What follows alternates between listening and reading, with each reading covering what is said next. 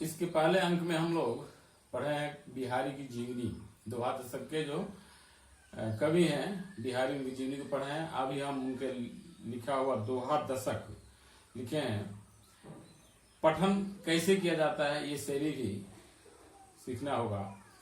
शीस मुकुट कटिकाछनी कर मुरली उर्माल, यही बा नकमो मम्बसो सदा बिहारी लाल। दूसरा पंक्ति हम लिखे हैं कि कोऊ कोरिक संग्रहो कोऊ लाख हजार, मो संपत्ति जदुपति सदा विपति विदारणहार। इन दो दोहों का अर्थ ये होगा।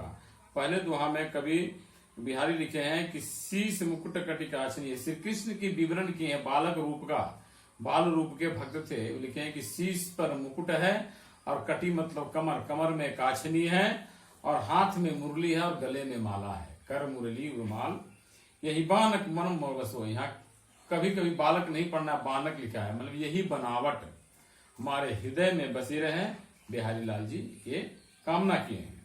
दूसरा में क्या लिखा है कि संसार में मनुष्य संग्रह ही करते हैं, केवल संचय करते हैं, उपभोग कम करते हैं। और कभी बिहारी कहे हैं कि कोऊ गौरिक संग्रह, कोई व्यक्ति करोड़ों संग्रह करने में लगा है, कोई लाख संग्रह करने में लगा है, कोई हजार संग्रह करने में लगा है।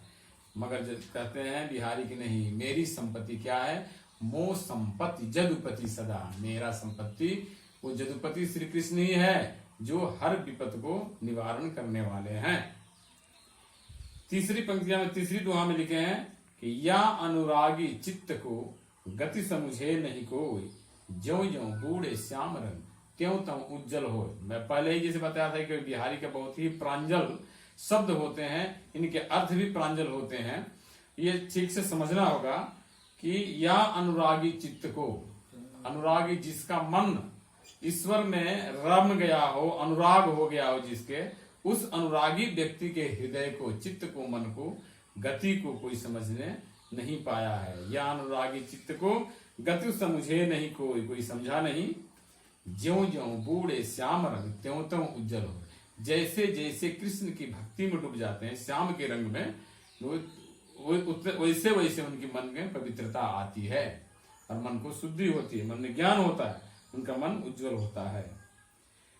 इसके बाद वाले दोहा में इन्होंने कटाक्ष किया है। हमारे जो आडंबरधारी साधु संत फकीर लोग घूमते हैं, उनके ऊपर कटाक्ष करके लिखे हैं कि जप माला छापे तिलक सरव न एको काम, मन कांचे नाचे वृथा सांचे राखे राम। कहते हैं कि जप माला, लोग माला जपते हैं, बड़े बड़े तिलक छाप लेते हैं, बड़े बड़े चंदन लगा करके, मगर एक भी काम उनसे बनता नहीं। ना तो ईश्वर की भक्ति मिलती है, ना सही रूप से उनका अध्यात्म का ज्ञान होता है, क्योंकि मन कांचे नाचे, उनका मन जो है कच्चा है, हमेशा झूठ मूठ के सर्वत्र नाचते रहते हैं, नाचता है।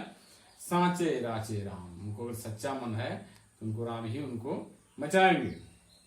उसके बाद क्या लिखे हैं देखिए, अगले दोहा में है कि कीजे चित्त सोई तरे जिहिपति तनु के साथ, मेरे गुण अवगुण गनौ न गोपीनाथ। लिखे हैं कि मनुष्य को सुनना चाहिए हर कुछ, लेकिन अपनी आत्मा में से एक आवाज निकलती है, अपनी चित्त से आवाज। तो कहते हैं कि कीजे चित्त सोई तरे, जो मन की आत्मा कहता है शुद्ध रूप से, उसी चीज को आप वही काम को कीजिए।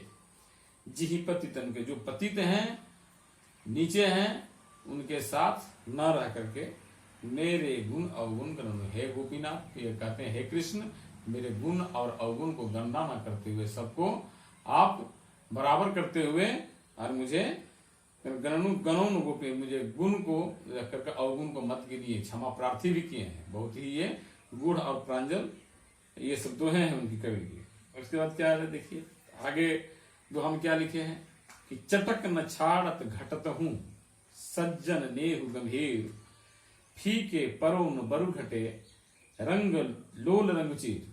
देखो कितना अर्थ इसका होगा, कैसा हो सकता है कि चटक न छाड़त, चटक का मतलब है पक्का रंग, वो नहीं छोड़ता है कभी भी, न घटता ही है। ठीक उसी तरह सज्जन लोगों से जो नेह लगाते हैं, सत व्यक्ति को, सज्जन व्यक्ति के साथ जो रहते हैं, उनका रंग फीका ना पड़ता है और न उनका सम्मान ही घटता है। फीको परे न बरु घटे, न फीका पड़ता है न घटता। कैसे? रंग लोल रंगुचीर, जैसे कपड़ा के रंगने वाला पक्का रंग से वो रंग कभी नहीं छूटता है, भले ही कपड़ा फट जाए। उसी तरह सज्जन के साथ रहने से कभी भी अपना दुर्गुण नहीं आता है। उसके बाद देखिए क्या लिखे हैं, कितना सुंदर है कि नए बिससिए नई लखे, नए बिससिए लखी नए दुर्जन दुसह सुहाय, आटे पर प्राणन हरे कांटो लोल गिपाय। बिहारी कवि यहाँ पर क्या कहते हैं, नए बिससिए विश्वास मत कीजिए, किसे मत कीजिए, लखी नए, नए लोगों को, नए लोग जो नए नए आदमी है, कोई अनजान आदमी पर जल्दी विश्वास मत कीजिए। ये दुर्जन दुसह सुभाय, ये दुर्जन लोग हो सकते हैं, दुष्ट स्वभाव के लोग हो सकते हैं। ये लोग क्या करते हैं, इनका स्वभाव क्या है, आटे पे प्राण न हरे, अगर कोई दुख में है तो उसको प्राण भी हर लेंगे ये लोग। जैसे कि कांटो लोगी पाए, जैसे पैर में कांटा लगने पर हमेशा दुखदाई होता है, वैसे ही इनकी संगत हमेशा दुखदाई होती है। उसके बाद क्या लिखा है, कनक कनकते सौगुनी मादकता अधिकाय, वही खाए बौराय जग वही पाए बौराय। कनक कनक, एक कनक का मतलब सोना होता है, एक कनक का मतलब धतूर होता है। तो कहते हैं कि दोनों में ही नशा है। कभी कह रहे हैं बिहारी जी कि कनक कनकते सौगुनी, यानी कि धतूरा से सोना में मादकता सौगुनी ज्यादा होती है, दोनों में ही नशा है। कहते हैं कि वही पाए बौराए जग वही खाए बौराए। एक को खाने से लोग पागल हो जाते हैं, एक अधिक सोना पाने पर लोग बौरा जाते हैं। किसी को अगर एक ट्रक सोना मिल गया तो पागल हो जाएगा, क्या करे जैसे। उसके बाद क्या है, देखिए नीचे में लिखे हैं कि मीतन नीत गलित है जो धरिए धन जोर, खाए खुरचे जो जुरे तो जोरिए करो। मित्र और नीति ये गलत नहीं है, किसी चीज की नीति नियम और मित्र ये गलत नहीं है। जो धरिए जंतु धन को जमा करके रखते हैं, अच्छे काम में नहीं लगाते हैं। कभी क्या लिखे हैं, आगे निर्देश दिए हैं कि खाए खुरचे जो जुरे, खाने पीने के बाद खर्चा करने के बाद जो बचता है तो जोड़िए करोड़, तो आप करोड़ जुड़ाइए, यानी कंजूसी ना करने के बाद कहें। लास्ट अंतिम पंक्ति में क्या है, अंतिम दुआ में कि ओछे बड़े न हो सके लगे 70 है गैन, दीरग हो ही न नेक हूं फारे निहारे ने।